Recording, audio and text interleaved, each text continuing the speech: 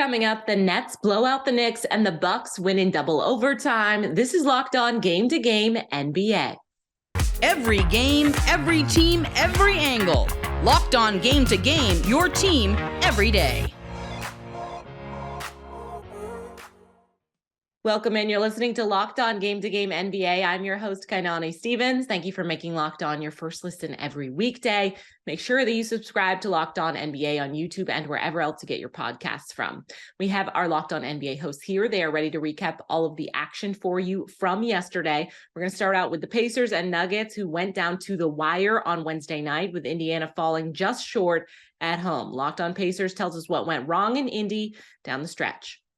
Tony East, host of Locked On Pacers, here in Gamebridge Fieldhouse, where the Pacers just fell to the Denver Nuggets 122-119, but the final score does a terrible job telling the story of this game, because for a little bit, it looked like Bennedict Mathurin was going to set the world on fire. 18 points in the second quarter alone for the Pacers rookie, setting multiple franchise records for rookie points in a quarter, for points in a second quarter. To keep the Pacers afloat, they were kicking butt. They were up by 18 themselves in the third quarter of this game. All cylinders, everything clicking for this Pacers team, until it wasn't. They fouled the Nuggets like crazy in the third quarter. The Nuggets get to the free throw line 26 times in this game and make 24 of them. Denver starts to hit some shots. They shot 43% from deep. And then Nikola Jokic comes in the fourth and puts the Pacers away. Pacers blow an 18-point lead despite a huge game from Bennedict Mathurin and a few other guys. We'll talk about all that and more on the Locked On Pacers podcast. The Utah Jazz are still winning, and they still have the best record in the West. They got even better with a win in Atlanta yesterday.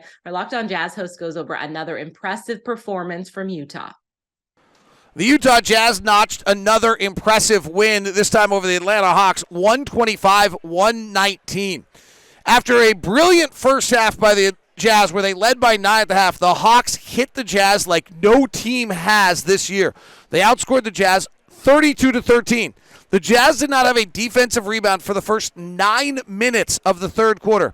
But then the Jazz went to their bench, Malik Beasley, Talen Horton-Tucker, and Walker Kessler, to change the game. And indeed they did. The Jazz then outscored the Hawks, scoring 40 points in the fourth quarter and running away with the game. Lauri Markkanen led all Jazz scorers with 32. Jordan Clarkson added 23. But it's the resiliency, the fight, and the absolute unadulterated desire to win and play together that has carried this Jazz team to a 10-3 start that was on full display to close the game. The Boston Celtics jumped out to an early lead. Jayson Tatum used a big second half to help hold off the Detroit Pistons. Locked On Celtics recaps a win in Boston. Jayson Tatum, Jaylen Brown, and Sam Hauser combined for 85 points to blow out the Pistons. I'm John Corrales from the Locked On Celtics podcast here at the TD Garden. It was a little closer than the Celtics wanted it, and then Jayson Tatum went off in the third quarter. The real turning point was 16 points in 5 minutes from Tatum. He had 5 points in the first half and then went off for 26 in the second half. The Celtics still gave up too many offensive rebounds, too many second chances that kept the Pistons in this game. But in the end, their shooting was too much. Sam Hauser was just bombing away, hitting for a new career high 24 points, empowering the Celtics to their 4th straight win. Now it's the Denver Nuggets up next. I'll talk about it on the Locked On Celtics podcast. The Nets won the battle of the New York City's 2 teams by dominating the Knicks in Brooklyn. Both Locked On Knicks and Nets have the details from the Big Apple. Hey, what's up, guys? This is Gavin Shaw, the Locked On Knicks podcast, following a 112-85 loss to the Brooklyn Nets.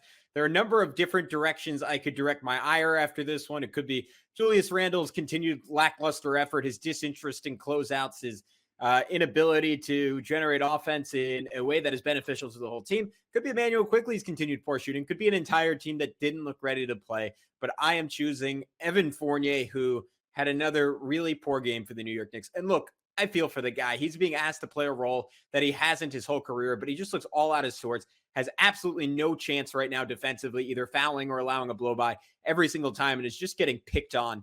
And his shot comes and goes. Tonight, it was way off. He missed a number of wide open ones. He tries to do good things. They often go wrong. When Quentin Grimes is healthy, he simply does not have a place on this team anymore. The Brooklyn Nets bury the crosstown rival New York Knicks. 8th straight win in a row for Brooklyn over New York. 112-88 as the Nets handled this one wire to wire. I am Adam Armrick with the Locked On Nets podcast, and with Jacques Vaughn officially the head coach for the Brooklyn Nets, we are now seeing over the past 4 games a sample size that suggests they are getting back to some of the fundamentals. They are starting to play with consistency and chemistry on both ends of the floor, and they're finding a way to put together wins. Kevin Durant looks happy out there. 12 assists tonight, trusting, finding, and being rewarded by his teammates. Seth Curry got his legs underneath him, and some of the issues that plagued this team early in the year are simply getting resolved by getting a little bit healthier. When you have sharpshooters around a talent like Kevin Durant, it certainly makes the game easier. Edmund Sumner has stepped up in a big way of late as well. And Ben Simmons is still trying to figure things out, coming off in the bench in the second unit here, looking to get his rhythm. It still does not look good, but you get a little bit of latitude when you put some wins on the board. The Brooklyn Nets have done that, and they will continue to try to find their consistent footing under Jacques Vaughn, head coach for your Brooklyn Nets. You can check out the rest of this recap and all the action on the Locked On Nets podcast right here on the Locked On Podcast Network. Houston Rockets got off to a very hot start against the Raptors, but they faded as the game went on. Our Locked On Rockets host has more about Houston's late collapse. Despite having 7 guys score in double figures, the Houston Rockets came up just a little bit short on the road against the Toronto Raptors. What's up? This is Jackson Gatlin from Locked On Rockets. The Houston Rockets came out of the gate strong in this game, a 37-point first quarter against the Raptors. But then credit to Nick Nurse. He adjusted, and the Rockets could not find their rhythm offensively the rest of the way, scoring just 72 points across the final 3 quarters of action. 7 guys did score in double figures, and of those 7 guys, the 2 most important storylines from this game, Jabari Smith Jr. and Tari Eason. Bari and Tari. Look, with Jabari, he's been in a funk. He's had a rough start to his rookie campaign. He's trending upward. 15 points, 10 boards in this game. Just 4 of 11 shooting from the floor, but looking much more confident. Had some strong plays in this game. And then Tari Eason off the Rockets bench was spectacular. 14 points, 6 rebounds, 5 assists, and 5 steals. Some incredible defense being played by Tari Eason to give the Rockets a chance in this one. Coming up, the Magic find a way to contain Luka and the Mavs. This is Locked On Game to Game NBA. Today's edition of Locked On Game to Game is brought to you by LinkedIn Jobs. These days, every new potential hire can feel like a high-stakes wager for your small business. You want to be 100% certain that you have access to the best qualified candidates that are available. That's why you have to check out LinkedIn Jobs. LinkedIn Jobs helps you find the right people for your team faster and for free. I know myself, I use LinkedIn to look for jobs all the time. I've found several past jobs through LinkedIn. So it's a great way for a resource for both employers and employees trying to find a new spot. LinkedIn Jobs helps you find the qualified candidates you want to talk to faster. If you post your job for free at linkedin.com/lockedonnba, that's linkedin.com/lockedonnba to post your job for free. Terms and conditions do apply. Welcome back to Locked On Game to Game NBA. I'm your host, Kainani Stevens. Thank you for making Locked On your first listen every single weekday. The Pelican Stars showed up in the second half to beat the Bulls in Chicago last night. Our Locked On Pelicans host has more after that road win for New Orleans. After a clutch win, can the New Orleans Pelicans go streaking? I'm Jake Madison, host of the Locked On Pelicans podcast. It was a tale of 2 halves for New Orleans, with Brandon Ingram, Zion Williamson, and CJ McCollum struggling in the first half. It was the second unit that carried New Orleans with 23 bench points. Jose Alvarado, the spark plug, giving this team some life. And in the fourth quarter of a close game, it came down to star players making their shots. Zion scored 11, Brandon Ingram went 6 of 8 for 16 points, and the Pelicans got the victory. Now, with some momentum, New Orleans hopes to build a winning streak. 8 of their first 11 games have been on the road, but the Pelicans now have 6 straight at home. With some time to rest and to make adjustments, they feel their season is starting right now. The Milwaukee Bucks and the Oklahoma City Thunder needed 2 overtimes to decide a winner yesterday. Our Locked On Bucks and Thunder hosts take you through the best game of the night from Wednesday. The Bucks eventually beat the Oklahoma City Thunder 136-132 in double overtime on the road and now improved to 10-1 on the season. My name's Kane Pittman. I'm the host of the Locked On Bucks podcast. That game was completely nuts. We're going to break it down on the post-game show. But with no Giannis, no Chris Middleton, no Drew Holiday, no Pat Connaughton, no Joe Ingles, there was opportunities for other guys. Javon Carter was awesome. Brook Lopez was awesome. But I want to talk about MarJon Beauchamp, the rookie. He might not actually be a rookie anymore. That's how long this game went for. But he was scoreless at halftime, and then he finished with 19 points, 8 rebounds, 2 steals as well. He was hot from 3, but he got himself going with an offensive rebound and a putback. It's the little things for MarJon Beauchamp. You can see he's trying to work through his confidence on each night, getting real minutes now, but just a super impressive performance. The Bucks love this guy, and you can see why. MarJon Beauchamp, really fun to watch tonight. We're going to break it down on the post-game show, wherever you get your podcasts or on YouTube. The Oklahoma City Thunder fall in double overtime, despite SGA dropping nearly 40 points in this one, with the Thunder losing to the Bucks after some bad officiating in this one. I'm Rylan Stiles, host of Locked On Thunder, and the story of today's game is the officiating. SGA hit what looked like a game winner with 0.6 seconds left in the first overtime period. And then Brook Lopez goes for a lob play that is called for a foul on Lou Dort, sending him to the line to tie it up. In a double overtime, the Thunder fell to the Bucks, who did not have Giannis or Drew Holiday or Chris Middleton. We'll talk more about it on today's Locked On Thunder podcast.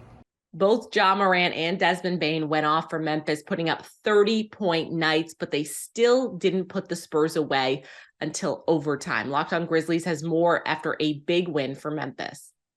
Basketball can be a beautiful game, but it can also be a weird game. And that was especially true of the Memphis Grizzlies win in San Antonio over the Spurs in overtime on Wednesday night. I'm Joe Mullinax of Locked On Grizzlies, and usually when 64 points are combined scoring for Ja Morant and Desmond Bane, the Memphis Grizzlies should be in line for a win. The same can be true of when a player like Steven Adams dominates the boards in the manner that he did. And yet the game was close. The Spurs never laid down. They had a very strong third quarter performance, and they were able to make Memphis commit a lot of mistakes, uncharacteristic mistakes in terms of their turnovers. There was a role reversal in this one where the Spurs looked like the team that had been there before in high pressure situations. And it was the Grizzlies throwing away possessions, not like them at all. But thankfully, the weird and beautiful game that was this overtime thriller ended in the Grizzlies' favor despite. The Orlando Magic upset the Mavericks by holding Luka Doncic for less than 30 points for the first time this season. Our Locked On hosts with the Mavs and the Magic go over how Orlando kept that superstar in check and pulled off a huge upset. The Dallas Mavericks fall to the shorthanded Orlando Magic for many reasons, but one of them being they just don't take teams like this seriously. Nick Engstead from the Locked On Mavericks podcast, and this Dallas Mavericks team has frequently played up and down to their opponents. They play really good against good opponents. They play bad against bad opponents, and this was another one of those nights. No Paolo Banchero, up like 4 or 5 starter-level players out for the Orlando Magic. And the Mavericks just go out there and play the game that they just did with the offense that they did. Just so lackadaisical. Didn't seem like they really had any intention of playing hard in this game. Luka Doncic, 9 of 29 from the field in this game. Just a brutal offensive performance from him. His starts to the season of 9 straight games with 30-plus points. That streak ends. But Spencer Dinwiddie, the one bright spot in this is that he had 29 points, 5 assists. He looked great in this game, was attacking, trying to lead this team. And the Dallas Mavericks had a ton of advantages outside of that. They had 4 turnovers. The Magic had 18, and the Mavericks still find a way to lose this game.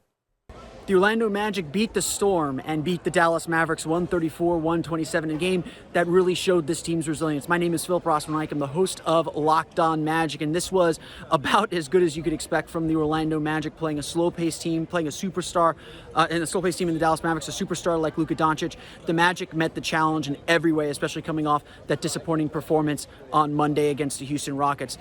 Jamal Mosley has said throughout the course of the season, this team is a resilient bunch. They're going to bounce back from mistakes. They're going to get better as the year goes on, and they're going to take these hits and take these lumps that young teams do and improve. This was a direct result of that. They held Luka Doncic under 30 points, ending his streak of 30-point games to start the season. They defended the three-point line very well, scrambling well, getting to the glass, and making great plays. And Franz Wagner is in. He is fantastic and had a great game managing this team. We all got to get out of here before Hurricane Nicole comes in, but the Orlando Magic win 134-127. That's all for today on Locked On Game to Game NBA. Thank you so much for making Locked On your first listen every weekday. Make sure you subscribe to Locked On NBA and, of course, your team's Locked On podcast on YouTube and wherever else to get your podcasts from. I'm Kainani Stevens. This has been Locked On Game to Game.